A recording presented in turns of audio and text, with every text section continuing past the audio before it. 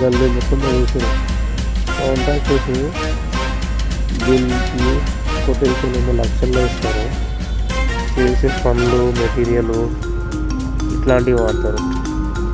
ఈ ఒక్క ఇటుకే 6 రూపాయలు, వాళ్ళు చెప్పేది కొటేషన్లో 11 రూపాయలు. మళ్ళీ వాళ్ళు వాడేది మాలు, సిమెంటు. దాంట్లో మీరు చూడొచ్చు ఇసుక కన్నా రోబో శాండ్ మొత్తం ఉంది. ఇసుకని యాక్చువల్లీ అక్కడ తీసుకుంటారు. ఇసుకే 2500 టన్ను నడుస్తుంది కాబట్టి రోబో శాండ్ 600.